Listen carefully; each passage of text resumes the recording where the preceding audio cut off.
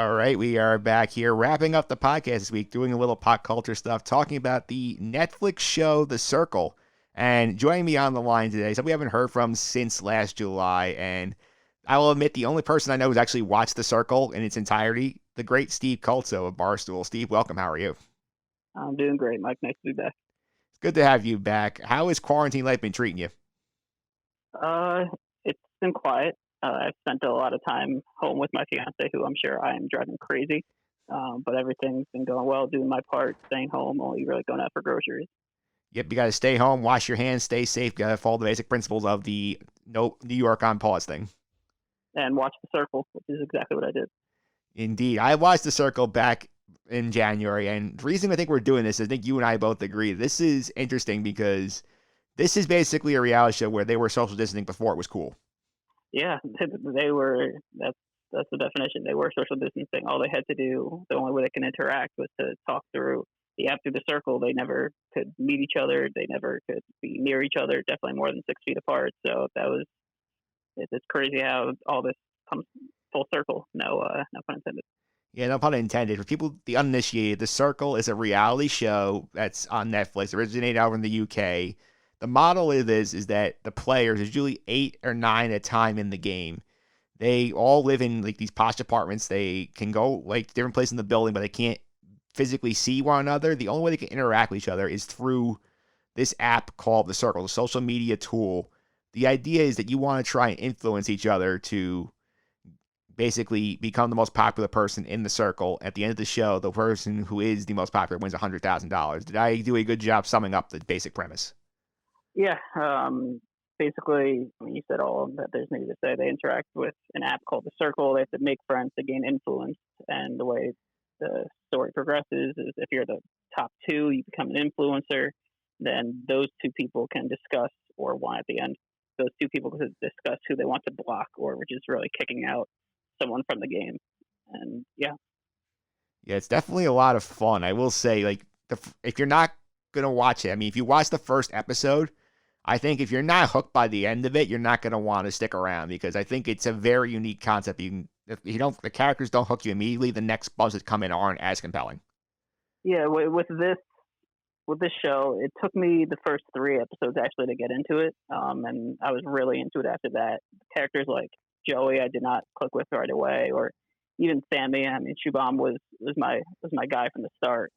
But I know people who have watched it who it took them a little while and they kind of gave up. But actually, the characters are what make this show. The premises is kind of out there, and I didn't actually think I would like it, to be honest. But the characters really develop over time. You come to like almost all of them. Yeah, you do. And before we dive any further into this, I'm going to throw the spoiler warning up here.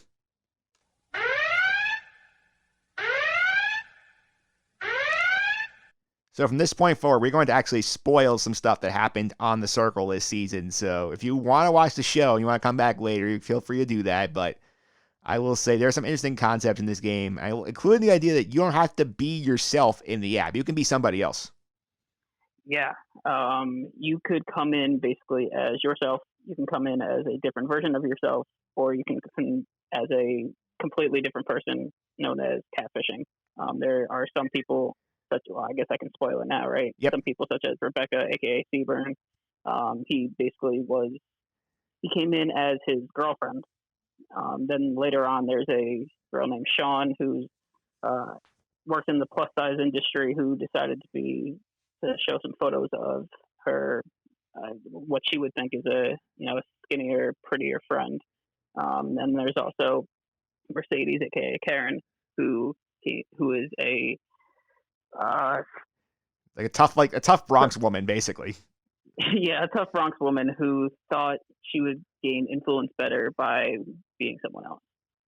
Yeah, she basically played like a skinny straight version of herself because like Karen is a lesbian. People who don't know that. Correct. Yeah. And I have to say, like the catfish moments in the show, I think were so fantastic. Because I remember watching Mercedes basically trying to Antonio was basically flirting with her, like the basketball player, like and she was like eating it up. It was hilarious. And there was a conversation at one point, like a girls' chat, that all the people whose girl profiles in the circle like form to talk about like like woman issues, and you have poor Seaburn in there, like just trying to talk about stuff like periods. You're like, oh God, Seaburn, I feel bad for you.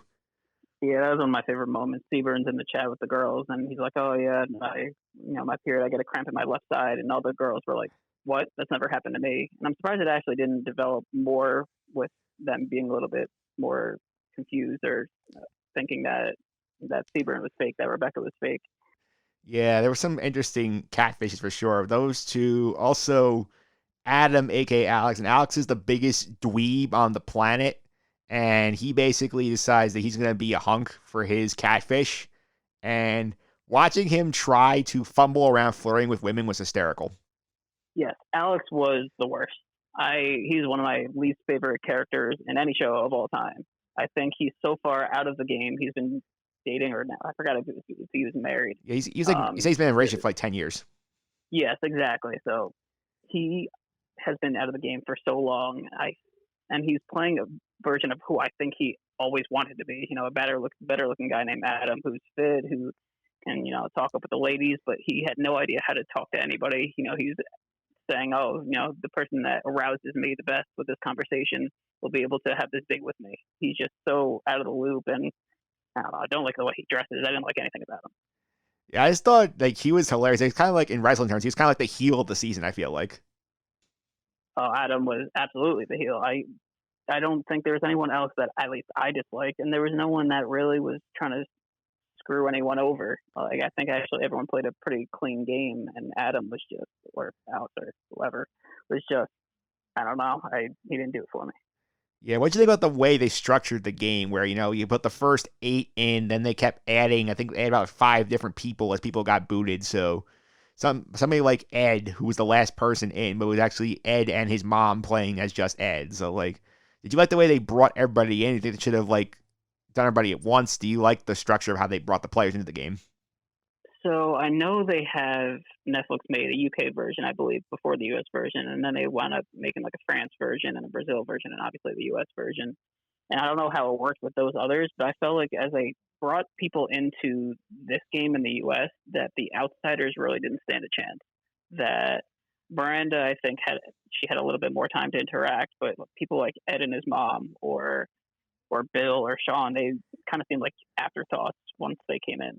So that's something I think they would have to fix for a second season, is maybe give them more time or something like that, because I felt like they didn't even stir up drama. Bill was just kind of there, and Sean had her story with her with how she looked and how she wanted to present herself.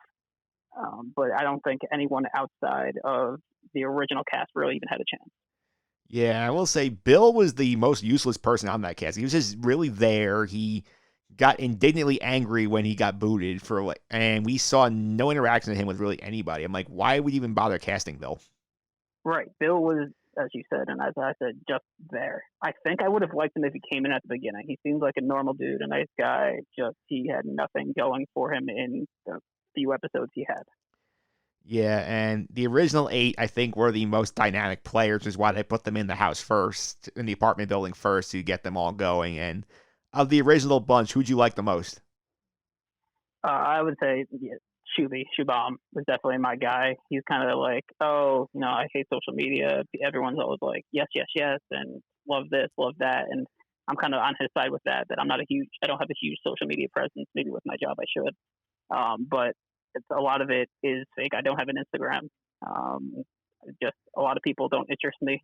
I just, I like to keep my close circle of friends. I don't need to like things for approval or need likes for approval. So me and Shubham, I think, would get along swimmingly in real life. Yeah, I love Shuby too because Shuby's just such a genuine guy. Where I feel like Shuby is like us in the game, where he's like, oh, like I don't have to be fake. I'm just trying to be who I am. I'm very friendly. I'm very just trying to be nice and make people feel good. I feel like that's sort of the Shuby role, and we saw he did well for him in the game. Yeah, he was just a normal dude, just trying to get by and try to make friends and show that the process can work just by being yourself with your real picture, with your real personality, with your real ability to make connections. Yeah, he was fun, and the guy who grew on me the most throughout the season was Joey, because when Joey first walks in, you think, oh, it's a typical Jersey Shore douche. He's worried about, like, getting his hair done right. But you see him as the show progresses, he becomes more sensitive. He lets the frat boy douche thing go down a bit, and then he becomes more of a chill, normal guy. And Joey really grew on me as the show went on. Right. So with Joey, I thought the same. I've always been a big Jersey Shore fan. I just think the loud and obnoxious nature of that show in itself is hysterical. But when Joey came in, I did not get the greatest first impression. It's sort of with some of these other characters when they're probably told to like ham it up when they first see the circle. Like they see the screen for the first time, they're like, "All right, circle, you're the best," or something like that. And I thought Joey was very loud and trying to get his 15 minutes of fame at the start. But he was, yeah, typical Jersey Shore guy, slick back hair. He was compared to, I think, Al Pacino. To go through his story arc, he started, I think he was hitting on Sammy a little bit at the beginning, and then it turned into Miranda, and he actually seemed like a good guy. And Miranda would tell her side of her story with her foster homes, and Joey seemed like a true, genuine guy. And then, I mean, sure, he's a good looking guy. He's confident, so he would hit on just about all the girls. But his friendship with Shuby is one of the best things I've ever seen on television as well. Two people who are complete opposites, and they just be calling each other brother and everything like that. And they would protect each other. And I feel like Shuby wasn't used to having friends like Joey, and I don't know if Joey would have friends like Shuby, but in this environment, it worked. And then for him to pull it out at the end was great. I thought it'd be down between Shuby and Joey, and that's exactly what it was. But I actually thought Shibam would win, but I'm glad Joey did. Yeah, two things that won me over with Joey was one, you mentioned like his relationship with Miranda was very interesting because like at the beginning you thought, oh, he's just flirting because like she's hot and all that, but like you saw like they formed a genuine connection. At the point when she gets booted from the game, she goes to visit Joey and they kiss, and you're like, oh, this is nice. They could have like a good relationship in the outside world. And I've also loved the fact that he didn't take the show too seriously. Like when they were doing some of these challenges, like the one where they had to decorate the cake and his was a complete disaster. He just was owning it like, oh, I'm so terrible at this. I can't do any of this. And he was just like not getting pissed off about it. He was just like enjoying the moment. Yeah, especially with that cake. I was actually watching it over today, and I laughed out loud when he basically had a picture of what he was supposed to make next to the cake that he actually made. He's like, "Look, it's uncanny. This is unbelievable. I'm the best at this." Like obviously joking around, and he had a bunch of those moments throughout the show, and she's shouting, "Yeah, buddy," at everything and everyone, and Fun storyline from the season I think was interesting was the fake romance that was going on between the two catfishes. Is it most of the season like Alex, aka Adam, was basically flirting with Rebecca, aka Seaburn, and like like there were points where they were basically trying to like flirt with each other for strategy, and it was so funny at the end when Alex goes to see Rebecca on the way out, and they realize, oh, we're both catfish, and they just have this big laugh. I thought that was hysterical. yeah. I don't know how they wound up having the reactions that they did with each other. Like, oh, you're a catfish. Oh, you're a catfish. And I think that made Alex probably seem a little bit happier, but they didn't seem like too shocked. They saw each other. They're like, let's bro hug. Like, this is awesome. I expected a little bit more of, I don't know, something else, distaste for each other, for anything. But everyone seemed to love each other. And I don't know how much of that was actual genuineness or how they wanted to be perceived on television.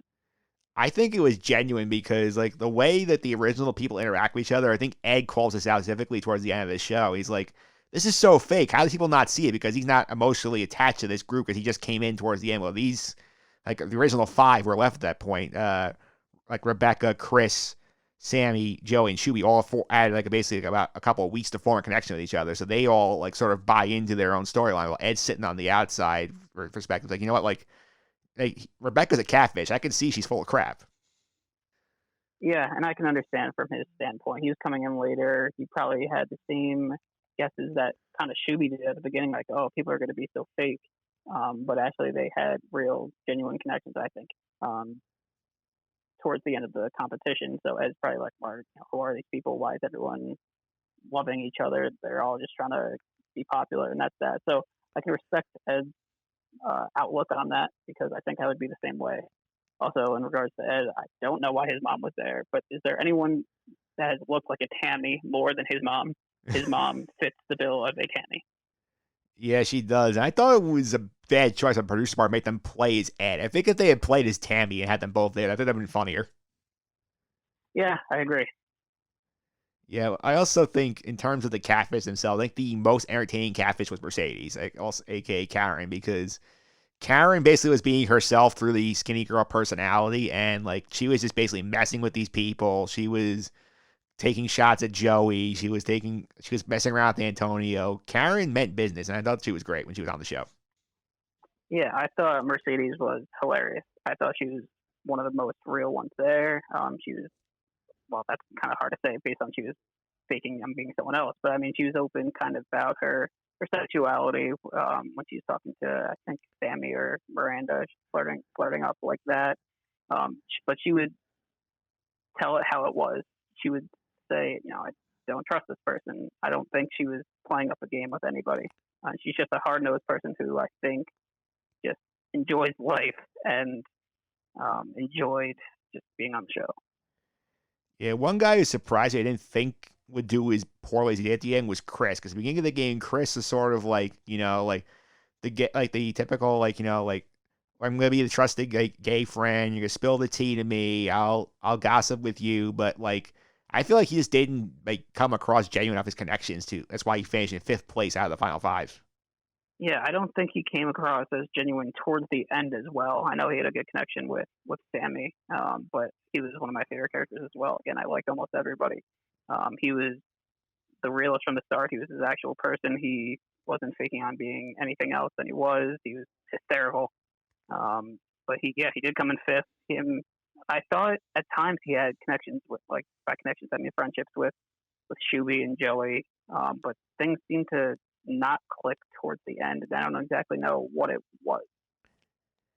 Yeah, in case people are wondering how the people like did it, at the end of every like cycle of the game, they'll basically be asked to rate each other in terms of like popularity and like who you like the most down to who you like the least. And like Chris for most of the game is kind of like 3 or 4, which is a spot I thought you want to be in, because like if you got too popular, people will say, "Oh, you're a threat. We gotta get rid of you because you might win." But like he was sitting in that middle spot, he never got out of there. Right. Someone like, I think Antonio said that at the beginning of the season. Like, he didn't want to be an influencer at the beginning because he thought he was going to be a threat. And look at that. Look at that. I don't think it was actually related, but he wound up going home in the second round of cuts, basically. That's for his own issues. But yeah, Chris stayed in that 4 to 5 range the whole time. He was an influencer, I believe, once. I forgot who he was with, and I don't know. I don't think there was anything wrong with Chris. I just think people liked Shuby, Joey, Rebecca, and Sammy better, Yeah, what and you there's nothing wrong with that. yeah, what'd you think about Sammy, by the way? I haven't gotten your thoughts on her yet. Yeah. So with Sammy, she was one of my favorites as well. She played the game I thought great, and she was also doing everything real. But when it came to guys and guys were going to flirt with her, she egged them on a little bit, but nothing to like lead them on into like a relationship or anything like that. So I thought she played the game well. Um, I didn't find her incredibly entertaining, but she played the game well. I gotta give her credit. She came in third. Yeah, she did, and she came up right behind Shuby. I gotta admit, one of the most impressive streaks of the season was Shuby basically being an influencer every week after week one. Yeah. Well, the thing is, in the first week he came in last. Well, came in eighth place, and thankfully they didn't have the rules back then where if you come in last, then you're automatically eliminated. Because then who knows what would have happened. So after that first week, he became friends with just about everybody. Became an influencer 3 or 4 times, is a whole bunch of times, and everyone trusted him. Something I would hope maybe for like season 2 is that they have someone just as trustworthy, or who people think are just as trustworthy as Shuby, and wound up just being a completely different person out for themselves. But Shuby was a shining star for this, and I think something with Shuby, I believe he made an Instagram and now has something like 600,000 followers. So that's something I don't exactly like, but I mean, go make your money. I appreciate you going to get that bread, but yeah. Yeah, he's definitely a hustler after the show. He definitely picked up the social media game, but I wonder if all the influencer things cost him at the end of the game, because at that point in the final ratings, everybody has to rate, each other and try to think a little bit strategically about how I want to rate them to win the game. I want to make people start putting Shuby a notch lower because saying, you know what, like he's gonna win. I have to put him a notch below where I would otherwise because otherwise I can't beat him. Right. Yeah. So we would see the internal debates that each contestant was having as to who they wanted to put into the finale or who they wanted to finish first. And what seemed like everyone just went with who they thought deserved it, which is crazy if you think about like how much money they're going to make if they win. But something with these shows now, I think you want to portray yourself as the good guy, especially if you're towards the finale.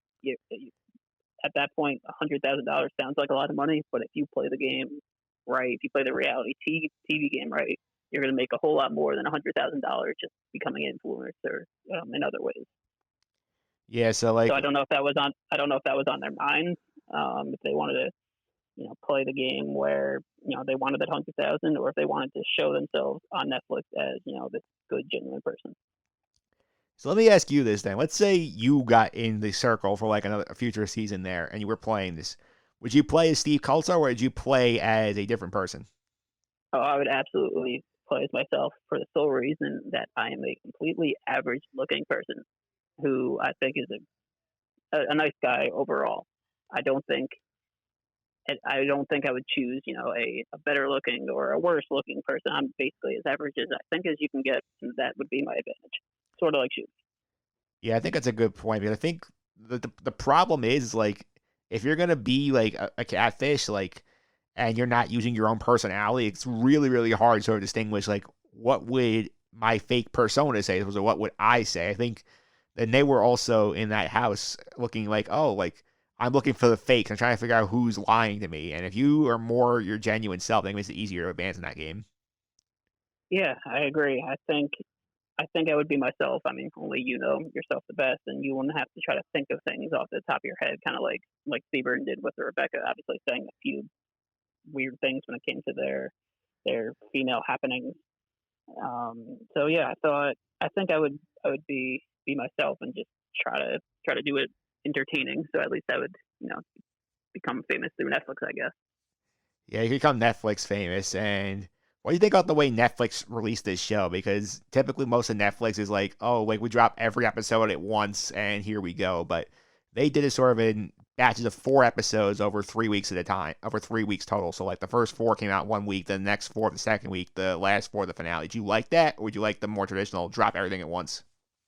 So on a personal note, I would rather watch everything I think at the same time. Um, that's the way I like to binge things, is to know that there's it's all there at the start. But however, from a business perspective, and I think if I had watched the first 4 episodes, I feel like I'd tell my friends like, well, I watch the show. I'm really into it. Like the first few episodes are out. Like maybe I don't know, get a few friends together to watch the rest of them. Maybe get a little hype with it. I don't know if that was their thought process. It was different for sure, but for me, I'd prefer to have just everything dropped at once. But I don't know if that's how Netflix wants to do things. They have a ton of data. They might know, they may know what we want more than we do. I think the model is fine the way they did, but the way I would like to see them do is sort of add more episodes in this format here because I think at the beginning it felt like it was going bang, bang, bang, bang. Then we kind of slowed down. We were sort of stretching out to like fill these new people in and get them in and out of the show pretty quick. At one point there was like I think like 3 episodes left. We still had like 8 or 9 people in the circle, which I think was insane. So I wouldn't mind them pushing it out a little bit, giving these new people a longer time to integrate and sort of have a more consistent pace of when we're eliminating people. Yeah, they need to do that. They need to have more time for these new characters to make a connection with the audience and with each other. They we just didn't get enough of Bill. We didn't get enough of Sean. We didn't get enough of Ed and his mom. Not that I really wanted to. So I think that's definitely something they can improve on in season 2. Yeah, because I mean, we knew the original eight pretty well. We got a good sense of Miranda and Adam, aka Alex, but the other three characters that came in, we really got nothing out of them aside from like base level stuff with Sean's story. Yeah, and it was good to at least that was probably the most that we got out of anyone with Sean and her struggles about who she was or is and who she wanted to be and who she thought would make a connection with people. Outside of that, again, as I mentioned before, Bill was just there. Ed was with his mom. Miranda was interesting, and Alex was a creep. So Yeah, Alex was a creep. And last thing for me is like, what was your favorite moment of the first season of The Circle? so I had two. My first would be when Sammy and Miranda had their little bet going on as to who can get Joey to send an eggplant emoji. Um, and it seemed like he only knew like what the chili pepper was, and then they kept egging him on and egging him on, and Miranda eventually got him to say like, send me that like send that purple. Uh, he didn't even know what it was. He's like, send that purple thing. So I thought that whole process of Joey not knowing the significance of an eggplant emoji was, and then the other one is what we mentioned before with Steve and completely lost when it came to the women's chat and their periods. So those I thought were my two favorite, and Joey winning just because I was happy for him.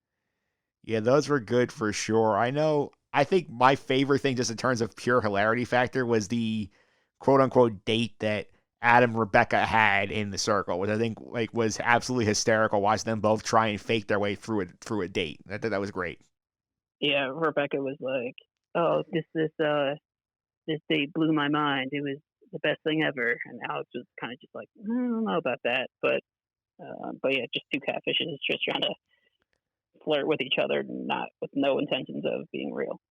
I will give Alex this though. I know he was a creep, but like he at least owned the Yeah, fact that he was you really seemed to like Alex. I don't get it. I hated that guy. I think it's just like I think that he was sort of like an ingredient we didn't really have a season where he was like he knew he was going to cause trouble and like he was definitely like game to like mix things up, whereas a lot of these people were very friendly. Like as part of me is the reality TV background, like where I'll watch Survivor, I'll watch Big Brother. I'm like, oh, I like having that villainous element in the show and sort of stir things up and stir the pot a little bit. I feel like he was that guy on this show. Oh, I usually love the villains, Yeah. but he was just one that I did not. I felt like he was an older guy who thought like, oh, millennials probably speak like this. Oh, hey babe, come here, let me arouse you, and he just was so out of touch with reality. So I did not like him. I will respectfully disagree with your opinion on. Yeah, I think that's what made him funny. Was my opinion. It was just like he was just so bad at it. That was like I was just laughing like, wow, like what could he come up with next to make himself look even dumber? Yeah, and that's your thought, but he did not do much for me. All right, so if you were interested in watching The Circle, you can go check out all 12 episodes on Netflix. They are out right now, season one. I would suspect we're gonna get a season two down the line, but probably have to wait till we can all actually leave our houses before they can actually film it. I would assume so, but yeah, I hope everyone stays safe and is doing their part to contain this thing. Hopefully, we're all back to maybe what might be a new normal soon. Yeah, hopefully eventually we'll be out of our houses. So we're not gonna be here for the next 3 years. Eventually we'll be out. But for now, Steve, thanks for coming on. Before I let you go, do you want to let people know how to follow you on social media and keep up with some of the stuff you're doing at Barstool? Well, sure. Well, as I said, I don't have an Instagram because I'm not about that social media life. But if you want to follow me on Twitter, it is at Steve underscore Kultzow, at Steve underscore Kultzow. And that's about it. That's about the only social media that I do. Yeah, definitely keep up with the Barstool stuff. They're doing some fun stuff over there, including the quarantine games. Our good friend John Stank was actually on it twice last week. Yeah, John took part in the social distance game show where he was on with a few of the Barstool hosts, and he had to win a game of Flip Cup. And there was some controversy with that, and he had to win a game of Pong. So to spoil that, he went 2 for 2, even after the controversy of game one. So check out the social distancing game show on KFC Radio Twitter. Yeah, definitely check that out. I'll bring up the John the next time he's on the podcast. Steve, thanks again. I really appreciate it. Thanks, Mike.